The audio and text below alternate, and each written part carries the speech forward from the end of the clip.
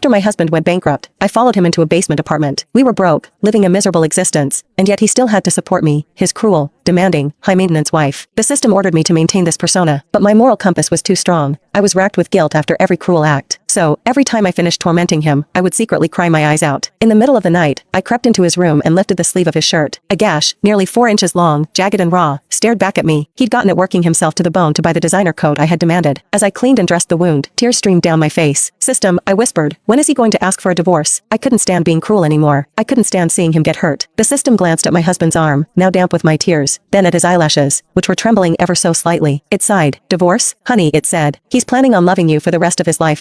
I'm so glad no one took it. See? I told you it was pretty. The ribbon is tied so nicely, too. It was already 10 o'clock at night. I stood under a flickering streetlight, holding the bouquet I'd just fished out of the trash, my voice filled with a quiet joy. The system responded with a cold, humorless laugh. A handful of cheap roses, some jasmine, and $10 wrapping paper. It smeared. A bouquet that cost less than $20. And for this, you sneak out in the middle of the night to go dumpster diving? Why don't you just move in there? I stayed silent for a moment before whispering, you can be really mean, system. Another cold laugh. I didn't have much room to talk. Not long ago, I'd said something just as cruel to Lewis. I had thrown the flowers on the ground right in front of him. He bent down to pick them up, but I stopped him with a sharp command. Other men buy 999 roses. And you? If you don't have money, don't try to act romantic. This is pathetic and embarrassing. Just looking at it makes me sick. Can't you make more money? Being this broke, marrying you was the worst luck of my life. It wasn't just the flowers. There was also a small box of fresh strawberries. His boss had handed them out during a site inspection. Lewis hadn't eaten a single one, saving them to bring home to me. The system rolled its eyes, thoroughly disgusted by my sentimentality. Can you please stop caring about such meaningless things? Stick to your role. You are the vicious, cruel supporting character. Your only purpose is to humiliate the male lead. I am so sick of you acting like an idiot. Its voice was sharp, urging me to go back inside. I pretended not to hear. I crouched down, carefully separating the jasmine blossoms and pressing them flat to use as bookmarks before slowly walking back to our apartment. Strawberries he wouldn't eat, flowers he went out of his way to buy. If these things, so despised by the system, were meaningless, then what in the world had meaning? Next mission, force the male lead to buy you a designer coat before Christmas.